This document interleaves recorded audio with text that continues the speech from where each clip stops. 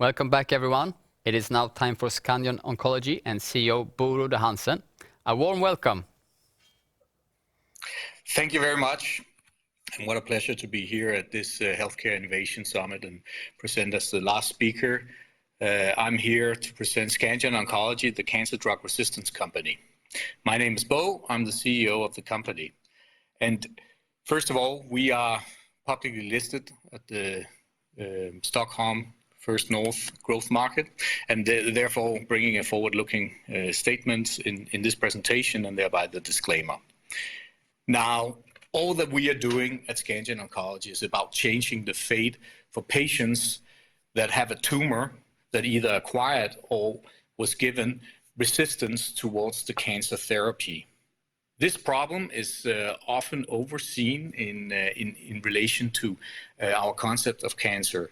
And thinking about this patient here in conversation with her physician, might be in a situation where one day they get the message, unfortunately, the therapy is not working anymore. There's nothing more we can offer you. When you look at the 10 million deaths annually in oncology, 90% of those are linked to the fact that the therapy stops working. This is what we want to change at Scandion. So we are combating cancer drug resistance. And when we look at Scandion today, our vision is really to bring new medicines to patients in order to change this and overcome cancer drug resistance, and thereby changing the lives for real patients and also their families. We have 2 clinical programs at the moment, one in metastatic colorectal cancer and one in metastatic pancreatic cancer. In both cases, we are combining and bringing the therapies existing back into the therapeutic realm. These are chemotherapies, and our pipeline is also comprising a number of compounds, and we are building the pipeline in a mature fashion as we go along. Now, we can work across different cancer indications, and this is based and driven from experience within the company and around the company with our clinical advisors and our clinical collaborators, based on deep medical oncology experience. The company has evolved quite a lot over the past 12 months since I took the helm as CEO, and we have brought a number of really experienced employees to the company as well. Now, we have more than 7,000 shareholders, and we have a very strong cash position from a capital raise that takes us into 2023 in terms of our development plans. Now, our pipeline, if we look into our engine room, really, I talked about the 2 trials. We call one the CORIST. This is in metastatic colorectal cancer. There we are in the second part of a phase 2, where we are trailing a proof of concept, where we use our unique development candidate SCO-101 in combination with FOLFIRI, the chemotherapy standard of care. And there we are trailing a readout in the middle of next year.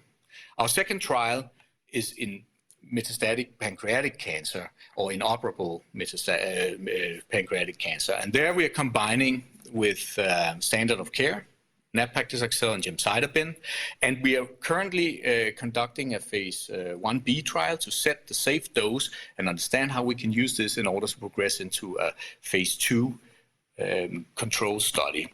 And there we are expecting a readout later this year. In parallel with this, we are also developing biomarkers in order to make the element of precision medicine in this. And if we look a little bit closer at our CORIST trial, we came out earlier this year in June and reported from a successfully conducted first part of the CORIST phase 2. And what we are doing there is really studying SCO-101 together with FOLFIRI in an international multi-center trial, where we combine with FOLFIRI that we give to patients that have progressed. So they are simply resistant, their tumors are resistant to FOLFIRI treatment. So we combine with FOLFIRI with SCO-101 and bring them back into the trial.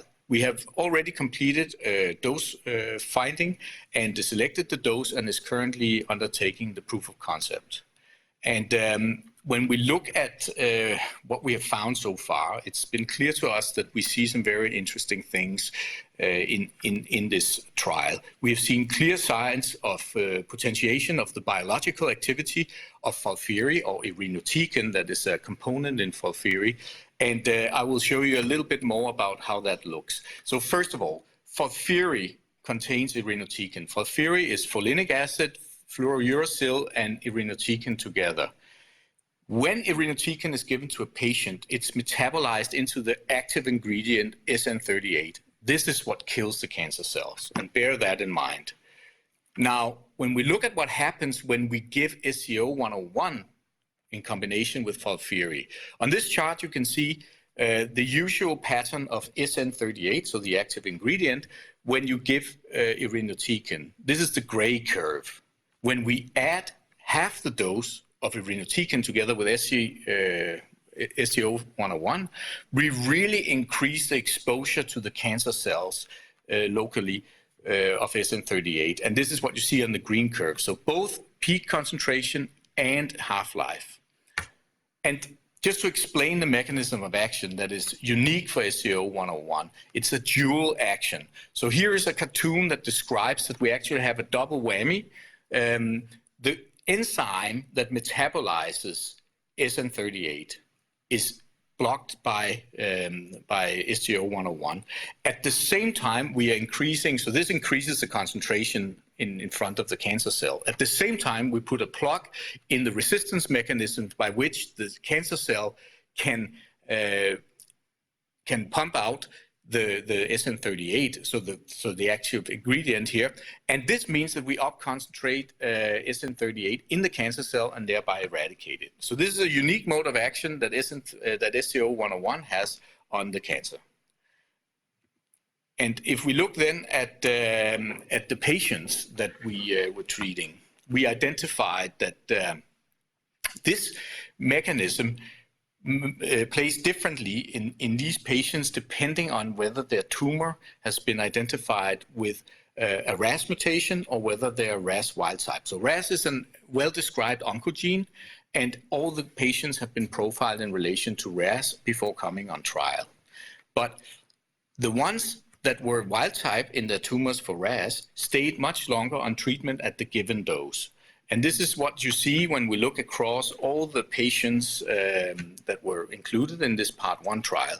So the purple are the ones that were the patients that were wild type, and the green had RAS mutated tumors. In general, these patients have passed all the lines of treatment for metastatic colorectal cancer and were left with a very poor prognosis, and in general would probably stay on any therapy for another 50 days. Now, in this case, it's easy to see that the patients that received the dose and the highest dose of SCO-101, the full lined purple-colored patients, stayed on trial much longer, up to 7 months. And this indicates that this dose is what we are continuing with in our proof of concept arm of the study. And to look at that, we have laid forward a plan for how do we get to registration, because we are not necessarily, we're not aiming for a last line treatment here. So what we are doing is that whilst we are conducting our proof of concept trial, the CORIST Part 2, we are in parallel also studying how does this look in combination with an antibody, either VEGF or EGFR antibody, in order to set forth for a pivotal trial that we can start within reach of 2023. So this is our plan, and this is part of our strategy, and move to sites both in EU and in the US. And when we look at the market for newly diagnosed patients that are RAS wild type with metastatic colorectal cancer, it's unfortunately on the increase in the entire territory that we're looking at here. But it's also easy to see from this pie chart on the right that whereas the fourth line of treatment and the third line of treatment are minor parts of the treatment, it's very lucrative to move into the second line of treatment, which we are doing here with our aim to combine with antibody. When we look at our strategy here, SCO-101 development plan, we have 2 shots on goal for pivotal trials. One is with our CORIST trial, where I just spoke to how we are aiming at that. The second one is our PANTAX trial, where we will have a readout later this year on the dose, and where we will establish a randomized control study in order to move for the pivotal trial.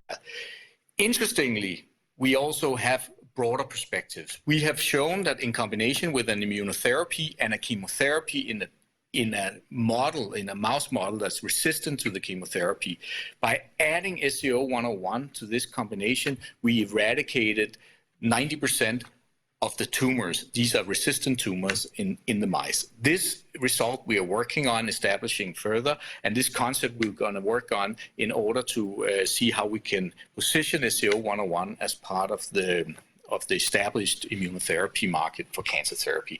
But also important to bear in mind that there's a platform element here. SCO-101 in combination with irinotecan goes broader than metastatic colorectal cancer. And we also think that by adjusting the dose, optimizing the dose, we can make a difference for the metastatic colorectal cancer patients with RAS-mutated tumors. The same thing goes for SCO-101 together with taxanes, where we also see a platform potential. And when we then look at who is actually doing this, because it's important for me to say it's the people here in the company that actually can transform this, the strong experience in drug development, the strong experience in medical oncology. We have a very strong management team with experience from companies in the field like Amgen, like Roche, the biggest oncology player, from a university and clinic and medical oncology. And to second that, we have probably the industry's best clinical advisory board with the past president of ASCO, Richard Schilsky, the past president of ESMO in Dr. Josep Tabanero, the Belgium Cancer Foundation president, Erik van Kutsem, and the German counterpart with Dr. Thomas Seuferlein. And these people came into the company because the concept is so novel and unique, and think that this is worth exploring for patients. Now, when we look at the next catalysts in the company, PANTAX is going to read out later this year, according to our plan. And next summer, in the range of Q2, Q3, we are expecting a readout from our CORIST trial, which will be a proof of concept of the mechanism actually showing effect in patients suffering from metastatic colorectal cancer. And this is in line with our financing that's secured into 2023. So if you want to sort of take home from this presentation why Scandion is really worth paying attention to. We are a first mover in the field of cancer drug resistance. We have a first-in-class drug that has a new approach. Nobody else is developing anything that targets in a double way the mechanisms of resistance. And this is a market where there's an immense medical need. I mean, with 10 million cancer deaths annually, there's a lot of patients that are in need in order to get some new treatment and some new concepts. Our asset is de-risked. We are in phase 2. We have 2 clinical trials, and we are, moving from the company. And over the past 12 months has gone from academic focus and research to really focus on the product development and the path to market. And the leadership team, as I introduced it, is seasoned, has a lot of experience, and also both industry experience from big pharma, from biotech, and from clinical development. And with that, there are several inflection points coming over the next years. First of all, our PANTAX trial reading out, but then also the proof of concept with our CORIST trial coming next year. And with that said, I think that I'll be happy to take a discussion. So moderator, back to you. Thank you very much, Bo, for a very interesting presentation. I would like to kick off the Q&A with by asking you. You have now been CEO for 1 year approximately. Could you highlight some of the achievements you're most happy about in the last 12 months? Yes, I'd be happy to. I mean, I've been here for 12 months, and I think the key achievements can come in 3 buckets. We managed to secure strong financing of the company, which is needed in order to develop our products. We have managed to attract really the right people to the company and establish the structure for taking this company forward. And last but not least, we have delivered on our promises, and we have seen very promising data from our CORIST trial. We have identified mechanism of action of SCO-101, this unique mechanism of action that can increase exposure of SN38 to the cancer cells in patients. Perfect. Thank you. Very, very clear. What makes SCO-101 and Scandion Oncology different from Oric Pharmaceuticals, the US company? Well, I mean, this is a very fair question. I mean, Oric Pharmaceuticals, to the audience, is a company that is also developing medicines for combating cancer drug resistance. First of all, we are not overlapping in indications, to my knowledge. They also work on a very different mode of action. They are targeting the glycocorticoid receptor with an inhibitor. And I would say, I mean, Oric is US based. They're listed in the US, and this makes a difference in the shareholder base also. And I think that in terms of Scandion Oncology, we have at least reported a unique mode of action that I haven't seen from Oric, and we are in our development in phase 2. So if you compare to Oric, I think that Scandion is probably a nose ahead. So this is the way I would put it. Okay, thank you for that. And a final question then. Given the recently communicated plan to initiate clinical phase 3 studies in 2023, where do you see Scandion Oncology in 5 years' time?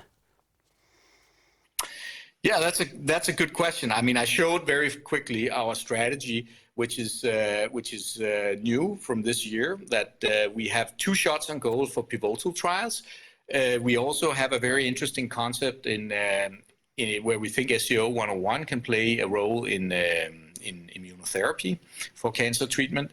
And we are going to be where we have a registrational trial that has come to a completion, and we will have substantiated the business, and we have also built a pipeline. So I think that all in all, I can say is that in 5 years' time, we'll be in a great place with Scandion Oncology. I'm sure you will. Thank you very much, Bo. I look forward to working with you again in the future. And best of luck on your journey with Scandion Oncology. Thank you very much. Yeah, bye-bye.